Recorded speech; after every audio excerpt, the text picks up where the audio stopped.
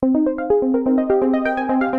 PNC Roundtable. Hello, this is Ric DeVore, Regional President of PNC Bank, and thank you for listening to PNC Roundtable celebrating its 5th year. It's on this show that we tackle some of the region's top issues with people who truly make a difference in our region.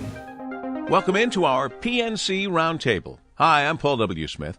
Along with Regional President Ric DeVore, we're welcoming in Sharlonda Buckman, Chief Executive Officer of Detroit Parent Network, a premier nonprofit organization that transforms parents to make Detroit a better place to raise and educate children. Mrs. Buckman, born and raised in Detroit, earned her master's degree in community economic development from the University of New Hampshire, and she's been a powerful change agent in the human service field for more than 20 years. And now I understand why you wanted to have her on the program today, Ric. Well, when you think about the different constituencies with education, we talk about teachers a lot, we talk about administrators, and of course the kids, but the parents are a big part of that, and that's the effort that Sharlonda leads. That's the difference oftentimes in successful or not so successful education and life. And so, Sharlonda, welcome. Nice to have you here at the PNC Roundtable. Let's talk about Thank you for having me. Well, it's our pleasure. Tell us about the Parent Network in this era of social media, online networks.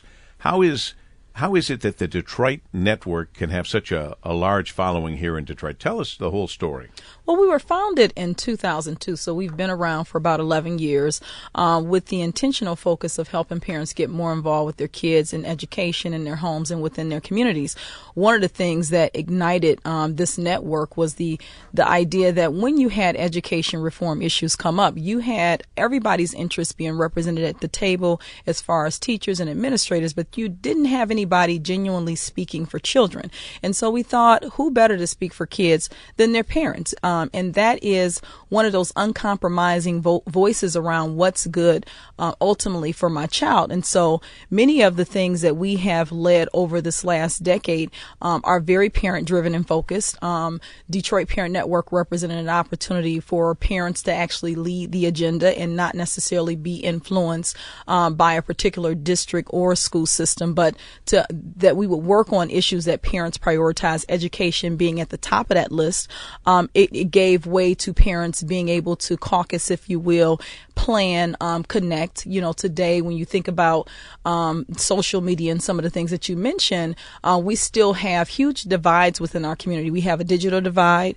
We have a community divide. Neighborhoods are constructed much differently. And there's a lot of scarcity in our neighborhoods in terms of people connecting with each other, and also just leading very, very busy lifestyles that don't necessarily lend itself to neighbors connecting in the same way. So Detroit Parent Network is a platform by which lots of parents who are in alignment around how we want to raise and make sure our children are educated for us to come together. How many parents take advantage of the Detroit Parent Network and are part of the family? Well, in this past year, we served over 20,000 families, Wow. And that's primarily within the city of Detroit. But we also have worked with the Flint School District. We were working with the statewide school district, EAA.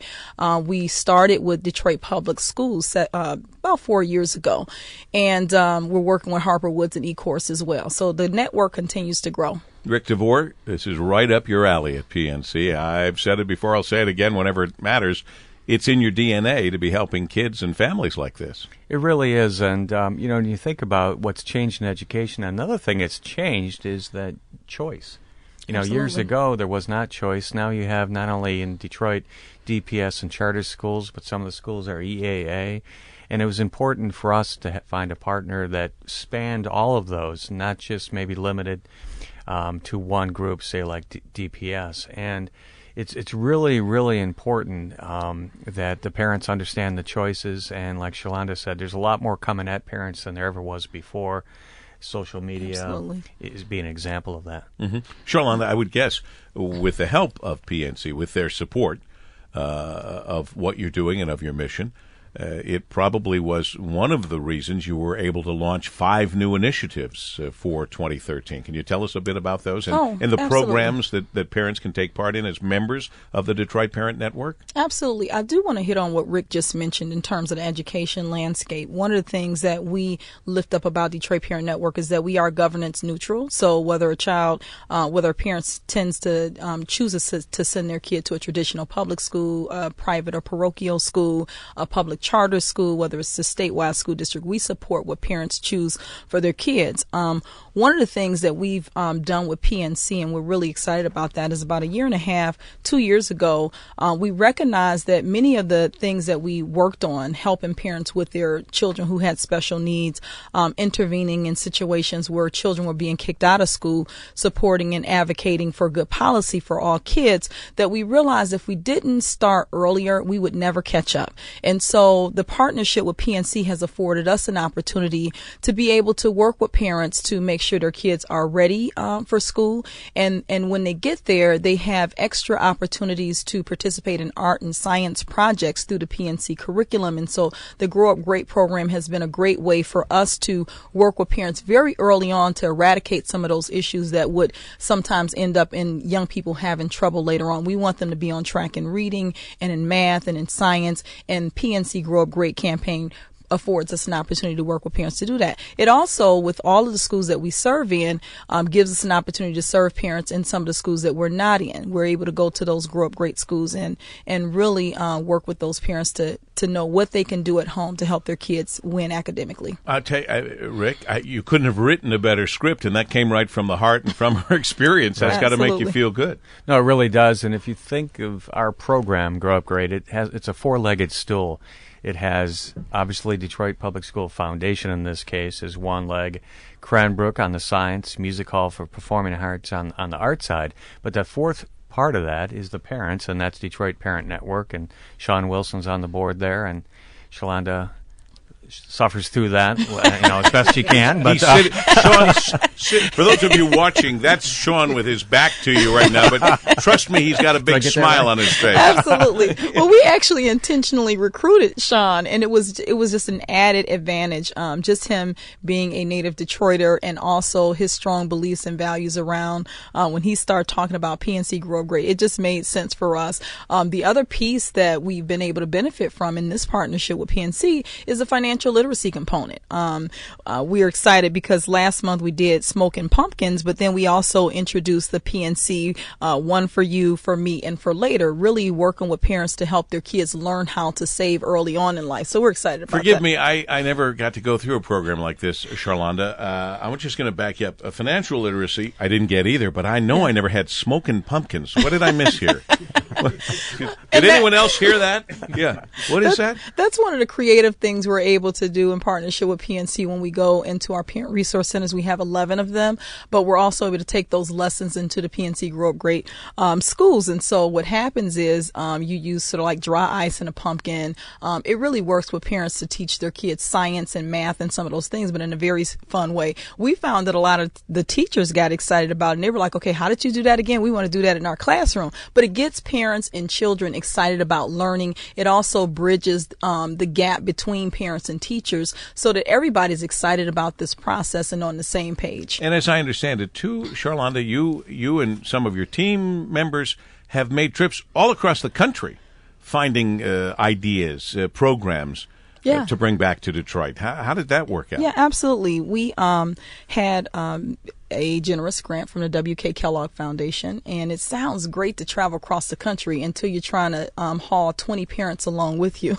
Oh, no, I know how tough it is to travel. Believe me, I know. Interesting. Yeah. But one of the things that we were intentional about is researching youth and family organizations across this country that were doing innovative things. And so we found programs in California, both in, we went to Chicago, as close to Chicago and as far as oh my goodness, my memory We went a fails lot of me different now. places. But we went a lot of different places. A lot of different programs that And some seemed like they would make the transition to Detroit, some maybe not. yeah, absolutely. And given our education landscape and the complexities of it, one of the things that we picked up was our parent-teacher home visitation project.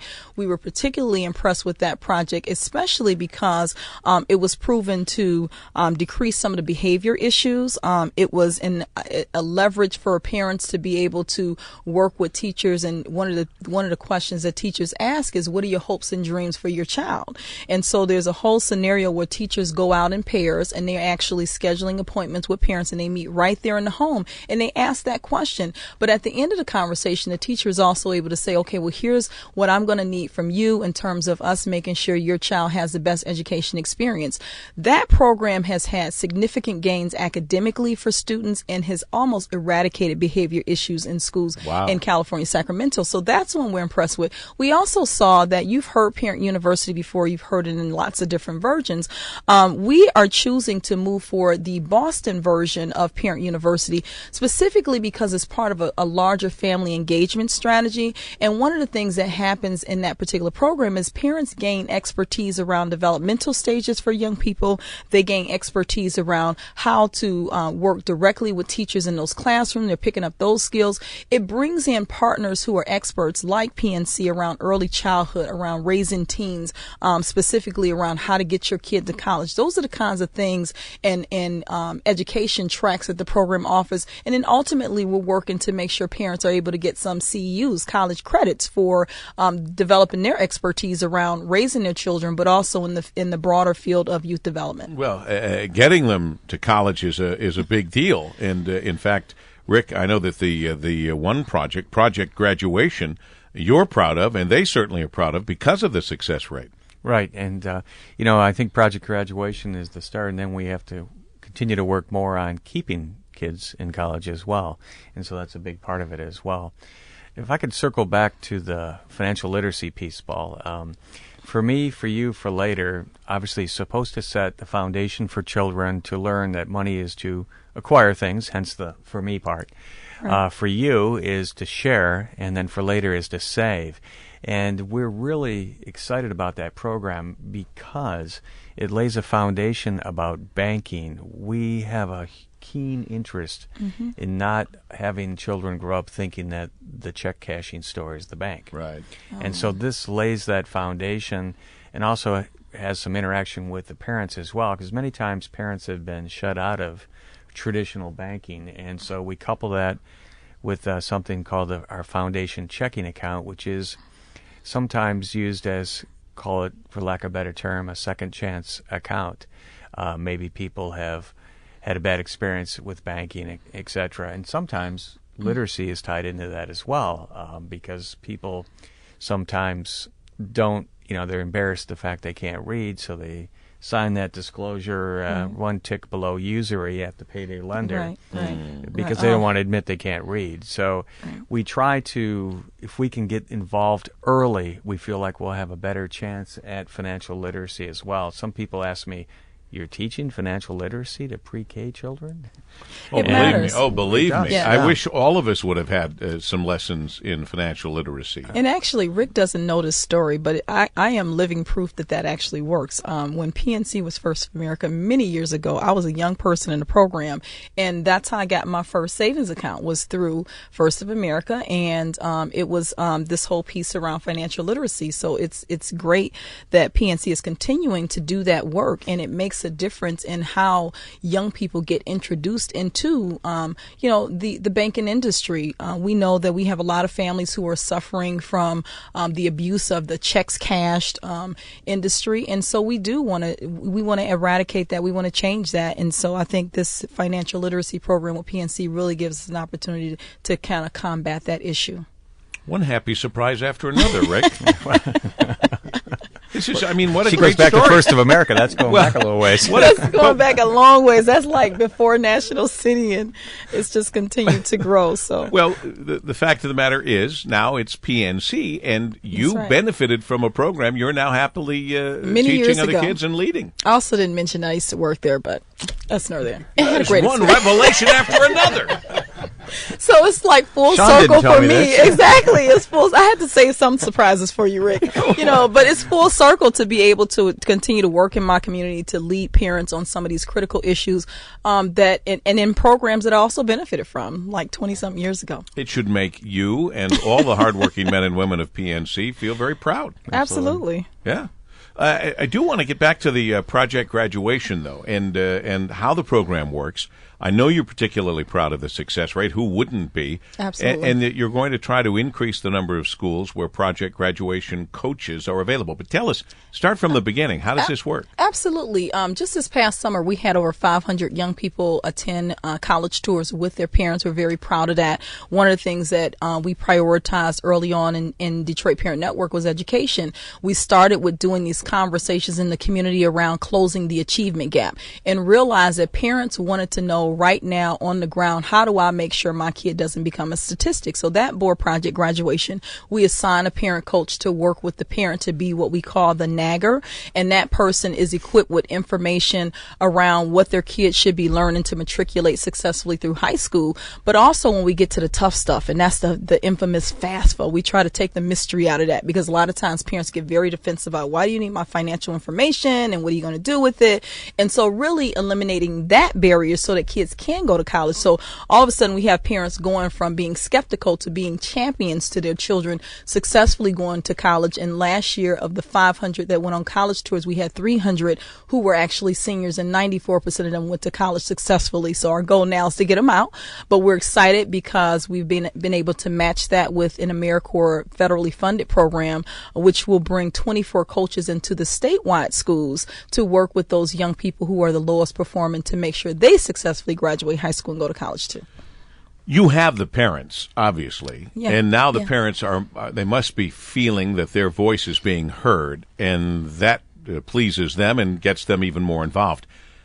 We're always told that the biggest problem, though, is getting the parents involved. Absolutely. Now, it might have been the horse before the cart, cart before the horse. Do you think if more parents felt that their input really did matter, that they would get involved? Or are we just going to have a certain percentage of parents that are either so busy working 2 or 3 jobs or whatever it is that they can't get as involved as we know they need to be? I think you kind of answered that, Paul. I think the Thank answer you very is much. We can end the show now, Paul. All right. I think we're going to have Warren Pierce is standing by right now to take over.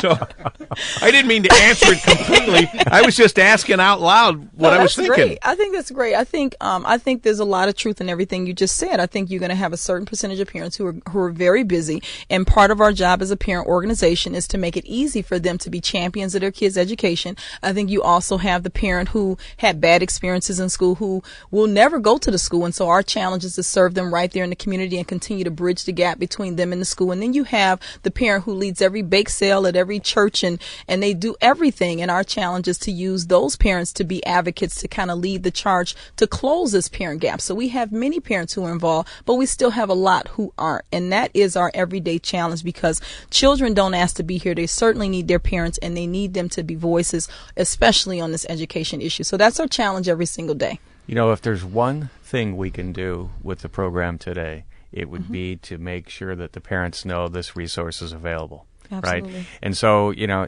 it makes the teachers and the students' jobs so much easier when the parents are involved. So if there's one ask I had of the program, it'd probably be that today. Just an awareness of this program. And understanding, if this is the big deal that we've been led to believe it is, that more parents would get involved if they felt it makes a difference and that their involvement really is meaningful and not just window dressing. There are a couple of things that we're trying to do to continue to lift that up. First, we're always intentionally working to get parents at the table. They are the best folks to articulate what their concerns are, what the challenges are, and to make sure that as lots of agencies are crafting programs, that they are doing it in a fashion that is very parent-focused and driven by the issues that parents communicate themselves.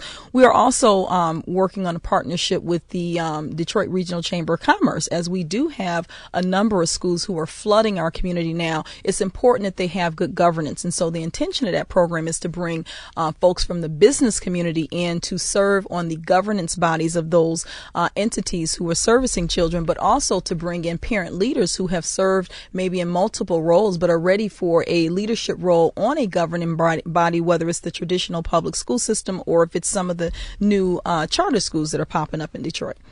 Is that what it's going to take from the community?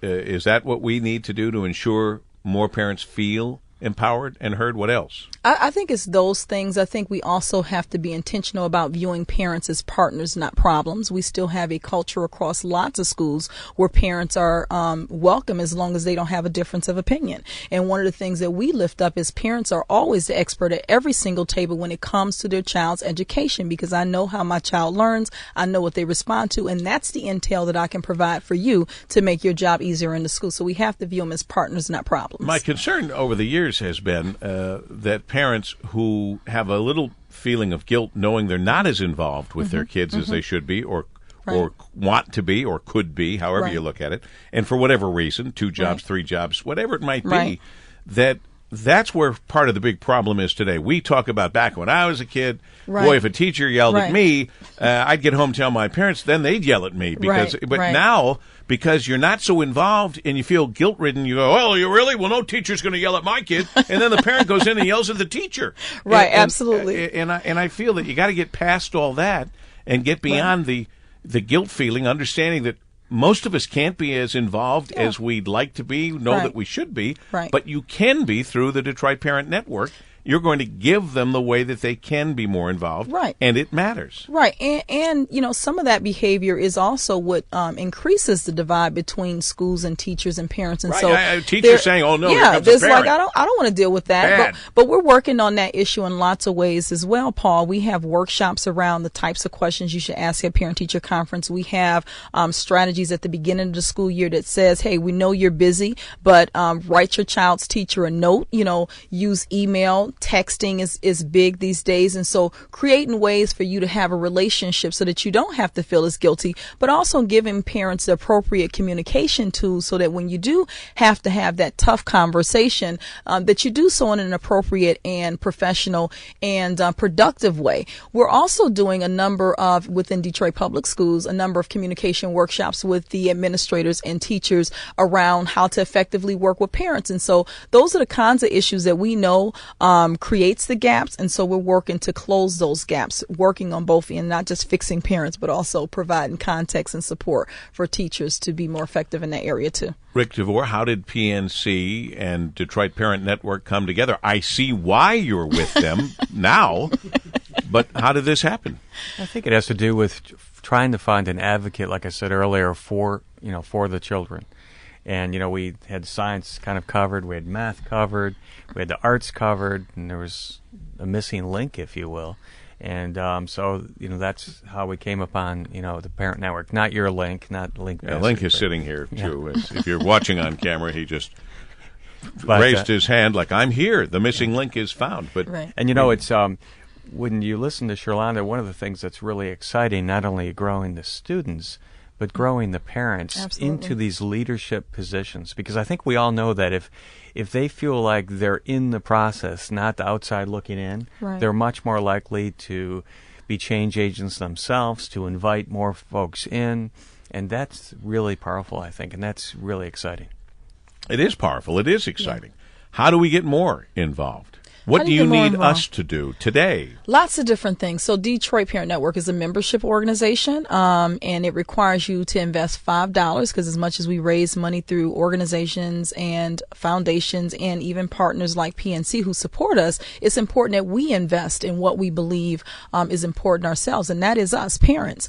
The second thing that we require is really not just about your money, it's about your time, is that you have to volunteer 5 hours. So that means you can come in and help lead a workshop, you can organize one of the parent resource centers, you can help us with door knocking, you can come and you can read to a child in the PNC Grow Up Great program. There are lots of ways that you can get involved and complete that 5 hours. 5 hours over what period of time? 5 hours over the year. That's the minimum commitment with us. Yeah. Okay. That's what Detroit Parent Network. We're also lifting up, obviously, getting involved in your child's school, making a commitment, whether that is you go to the parent-teacher conference for your child. In addition to that, there may be a monthly meeting or activities or ways ways that you can help, but really doing things that you know you can be successful at, because we believe that every parent actually has something to offer rather than every parent has a need. And that's a foundational value for us.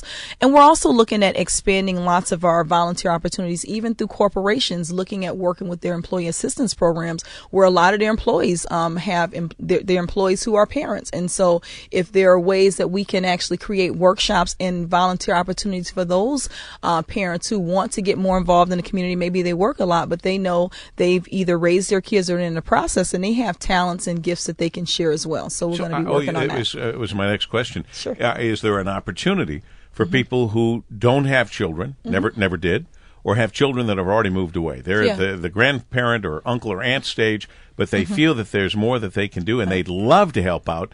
You've just answered it. They don't have to have kids currently in school to get in touch with you and to try to help out. Yeah, we say parents, primary caregivers, and everybody is invested in our future. Our future are young people. We have lots of adults like that who have raised their kids. They're off in college or they finished college. We have grandparents who are raising second and third generations of kids, but they're done with that now, and they're still ready to help because they get what the rest of us need to get, and that is, if we don't make the investment now, we're going to pay later. How can parents and anyone interested in being a part of this and connecting with the Detroit Parent Network, what do they do? They can go to our website, which is www.detroitparentnetwork.org. They can also come down to our main office, which is at 726 Lothrop, right in the New Center area. And we would love to have them and sit down and talk with them, find out what they're most interested in giving back to our community. 726 Lothrop. 726 Lothrop. Within the shadow of this very Fisher building. Just a jump away. And also our phone number is 313-832-0617. 0617. All right, 313-832-0617. Yes. 832-0617. Or certainly you can go online, DetroitParentNetwork.org. .org is important to remember. And I think that if you are like us, you've been caught up in the enthusiasm of the Chief Executive Officer of the Detroit Parent Network, Sharlonda Buckman, who has now gotten in 1 hour's worth of information in 26 minutes. That or too much coffee. I was going to say. Very impressive. But we sell a lot of coffee on the program, so I'll never say you've had too much coffee. But I would ask for a final word here from our regional president, Ric DeVore of PNC, and I say too, with the Grow Up Great program that you do, if there is a section where what age groups are we talking about, from kindergarten all the way up through? Is that what we're talking about? Oh, yeah. Because if you got one of those absolutely. things, I'm a little hurt that I've never been asked to read at one of these things, because that's one thing I don't have a lot of skills, but reading I can do pretty well. Yeah, we can involve you, Paul. I'd love to. There's no reason for you to be left out. I can handle 5 hours in a year. And even I can handle 5 hours in a year. As a matter of fact, Rick was just sharing with me. He's going to read, is it today? Tomorrow, Rick, to a classroom. So. What are you reading? I don't know yet. You don't know yet? Sean, what is he reading? Oh, boy. Yeah. But it includes some lasers or something interactive like that, Even right? I like to see what I'm going to read ahead of time.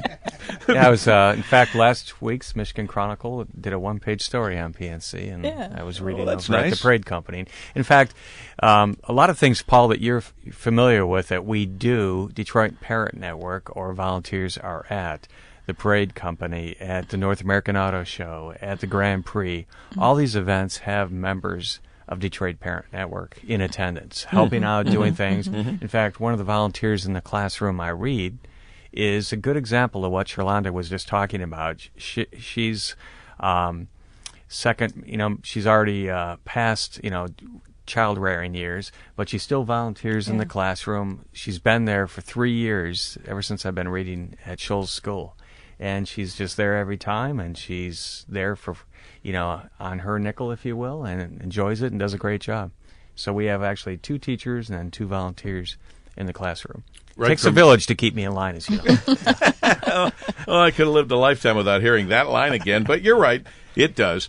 And good for you for the support that you're giving for kids, because it is in your DNA, and especially in this organization that many of us are not that familiar with, or would not have been until this edition of PNC Roundtable. So I thank the Chief Executive Officer, Detroit Parent Network, Sharlonda Buckman, for the information. I hope people will go to DetroitParentNetwork.org and become involved with their kids, or even if they don't have kids. It's a wonderful way to get involved in something that we all know is so very important to our future, our children. So I thank you, Ric, and I'll give you final word here. Well, Paul, this holiday season, I just wanted to wish you and the whole WJR staff a great holiday season. It's hard to believe it's here again. We're excited about the coming year, and a lot of things to do, but a lot of great things happening in the city. So I just want to wish you a great holiday season. Thank you, and I wish you a Merry Christmas, Happy Holiday, and whatever holiday you might be celebrating, I just want you to know I celebrate them all.